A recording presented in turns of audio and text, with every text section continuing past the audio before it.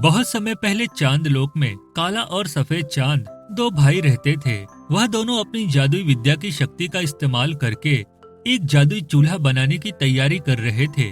दोनों जादुई चूल्हा बनाने के लिए चांद लोक के समुन्दर के साथ साथ वहाँ के जंगलों से भी तरह तरह की जादुई चीज इकट्ठा करके जादुई चूल्हा बना रहे थे।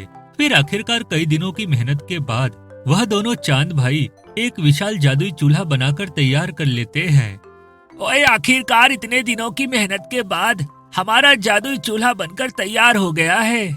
हाँ, ये जादुई चूल्हा सच में बहुत ही कमाल का है। अब हम इसका इस्तेमाल करके जितना चाहे उतना खाना प्रकट कर सकते हैं। चलो हम इस जादुई चूल्हे को लेकर पृथ्वी पर जाते हैं। आज हम इस चूल्हे का इस्तेमाल करके कुछ गरीब लोगों की मदद करेंगे। उसके बाद दोनों चांद भाई अपने जादुई चूल्हे को लेकर हवा में उड़ते हुए पृथ्वी पर पहुंच जाते हैं।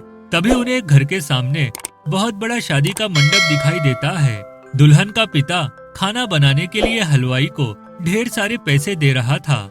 वो देखो, दुल्हन का गरीब पिता शादी में बहुत सारे पैसे खर्च कर रहा है। चलो हम इसे मुफ्त में ढेर सारा जादुई खाना दे देते हैं। उसके बाद दोनों भाई अपने जादुई चूल्हे के ऊपर खाना बनाना शुरू कर देते हैं। देखते ही देखते बहुत सारे बर्तन स्वादिष्ट खाने से भर जाते हैं। अब तुम अपने बारातियों को हमारा ये जादुई खाना खिलाना। तुम्हारी बेटी की शादी बड़ी धूमधाम से होगी। उसके बाद दुल्हन का पिता दोनों चांद भाई का शुक्रिया अदा करता है। फिर दोनों चांद भाई अपने जादुई चूल्हे को लेकर वापस चांद लोक पर चले जाते हैं। उस दिन के बाद से दोनों चांद भाई पृथ्वी के साथ साथ परी देश की परियों को भी जादुई चूल्हे का खाना बनाकर दिया करते थे। वहीं दूसरी तरफ जादुई चूल्हे में चांदी की रोटियां भी बनती थी। परी देश की सभी परियों को चांदी की रोटियां बहुत पसंद थी। फिर एक दिन उन दोनों भाई के पास एक काला सूरज आता है। मैं पृथ्वी से आया हूँ। कल मेरी बेटी की शादी है। मैंने सुना है तुम दोनों के पास जादुई चूल्हे हैं। उनके अंदर बहुत ही स्वादिष्ट खाना बनता है। खास तौर पर तुम्हारी चांदी की रोटियां बहुत ज्यादा फेमस है। इसलिए मैं चाहता हूँ कि तुम मेरी बेटी की शादी में अपने जादुई चूल्हे से खाना बनाओ। ये लो, ये रहा मेरा पता। उसके बाद काला सूरज वहाँ से चला जाता है। फिर अगले दिन दोनों भाई अपना जादुई चूल्हा लेकर काले सूरज के दिए हुए पते पर पहुँच जाते हैं। लेकिन वह जगह बहुत ही सुनसान और डरावनी थी। आसपास किसी भी घर का नामो निशान नहीं था। अरे ये क्या, उस काले सूरज ने हमें यही का तो पता दिया था, लेकिन यहाँ तो कोई भी घर नहीं है। अब हम क्या करें?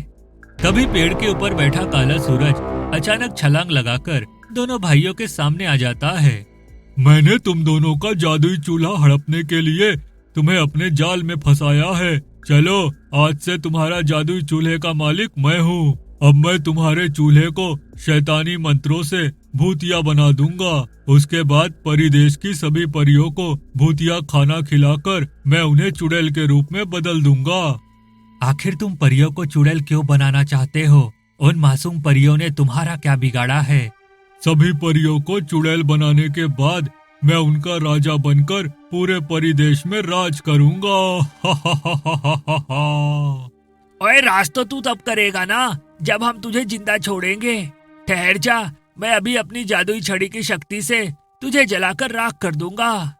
फिर काला चांद अपनी जादुई छड़ी घुमाकर उससे आग प्रकट करने की कोशिश करने लगता है, लेकिन जादुई छड़ी का कोई असर नहीं होता। ओए ये क्या, ये तो बहुत अजीब बात है। आखिर मेरी जादुई छड़ी काम क्यों नहीं कर रही? अरे बेवकूफ, ये शैतानी जंगल है। यहाँ किसी भी चांद की कोई जादुई छड़ी काम नहीं करती। इसलिए मैंने जानबूझकर तुम दोनों को यहाँ बुलाया है। उसके बाद काला सूरज दोनों भाई को रस्सी से बांध देता है और उनके जादुई चूल्हे को शैतानी मंत्र पढ़कर भूतिया चूल्हे के रूप में बदल देता है। फिर काला सूरज चूल्हे को लेकर परिदेश पहुँच जाता है और अपने आप को एक सुनहरे सूरज के रूप में बदल लेता है। फिर सूरज वहाँ चारों तरफ काला चांद और सफेद चांद के नाम से ऐलान कर देता है कि शाम होने पर वह दोनों चांद भाई परिदेश की सभी परियों को मुफ्त में ढेर सारा स्वादिष्ट खाना खिलाएंगे। दोनों जादुई चांद भाई का नाम परिदेश में बहुत फेमस था। उनके जादुई चूल्हे के खाने की सभी परियां दीवानी थी। इसलिए शाम होते ही परिदेश की सारी परियां एक बड़े मैदान में इकट्ठा हो जाती है। उधर दूसरी तरफ जंगल में दोनों चांद भाई किसी भी तरह परिदेश की परियों को चुड़ैल बनने से रोकना चाहते थे। ओए अब हम क्या करें? वो काला सूरज तो बहुत आसानी से सभी परियों को चुड़ैल बना देगा। तभी सफेद चांद की नजर अपने जादुई जूतों पर पड़ती है। अरे ये क्या, ये बात तो मैं भूल ही गया था। मेरे ये दोनों जूते जादुई है। अब ये जूते हमें बचाकर वापस परिदेश ले जा सकते हैं। इतना कहकर सफेद चांद अपने पैरों में मौजूद दोनों जूतों को बाहर निकाल देता है। सुनो मेरे जादुई जूतों, जल्दी से हम दोनों भाई को रस्सियों से आजाद कर दो। चिंता मत करो मालिक, मैं अभी आप दोनों को आजाद कर दूंगा। उसके बाद जादुई जूते के अंदर से दो बड़े चाकू बाहर निकलकर काले और सफेद चांद की रस्सियां काट देते हैं।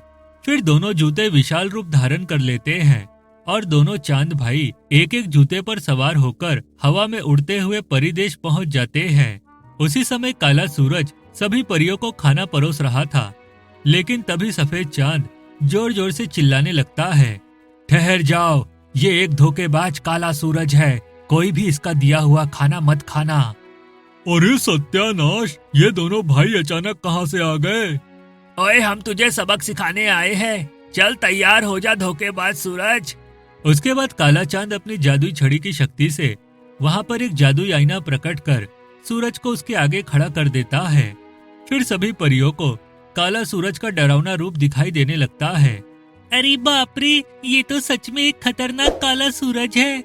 इसने हम सबको धोखा दिया है, चलो सब मारो इसे।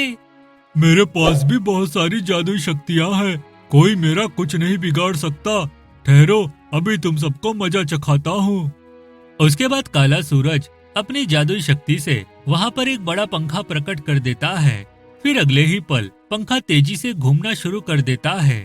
पंखे के अंदर से तेज हवा सभी परियों को हवा में उड़ाने लगती है, जिस वजह से सभी परियां उड़कर दूर गिरने लगती है और साथ ही उन्हें गहरी चोट भी लग जाती है। हाय मर गई रे, मेरी कमर टूट गई। अरे ये काला सूरज तो बहुत ही शक्तिशाली है।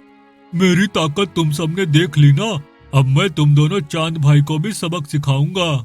उसके बाद सूरज अपने जादुई पंखे को दोनों चांद भाई की ओर घुमा देता है, लेकिन वह दोनों चांद भाई फौरन अपनी जादुई शक्ति से उस पंखे के ऊपर ढेर सारा लाल रंग का पानी गिराने लगते हैं और देखते ही देखते वह विशाल पंखा एक खतरनाक सांप के रूप में बदल जाता है। उसके बाद वह सांप काले सूरज के शरीर को लपेटकर उसे पूरी तरह जकड़ लेता है। अरे ये क्या, इन दोनों ने मेरे पंखे को सांप के रूप में बदल दिया, अब मैं क्या करूं? ओए अब तू कुछ नहीं कर सकता, ये सांप तुझे जिंदा नहीं छोड़ेगा। उसके बाद वह सांप काले सूरज को पूरी तरह खा जाता है। इस तरह उस धोखेबाज काले सूरज को उसके किए की सजा मिल जाती है। काला सूरज तो मर गया, चलो अब हम सब मिलकर पार्टी करते हैं। उसके बाद दोनों चांद भाई अपने जादू चूल्हे को फिर से अच्छा चूल्हा बना देते हैं। फिर वे दोनों वहाँ मौजूद परियों के लिए तरह तरह के स्वादिष्ट पकवान प्रकट करने लगते हैं। फिर सारी परियां दोनों चांद भाई के साथ बैठकर मजे से सारा खाना खाने लगती हैं।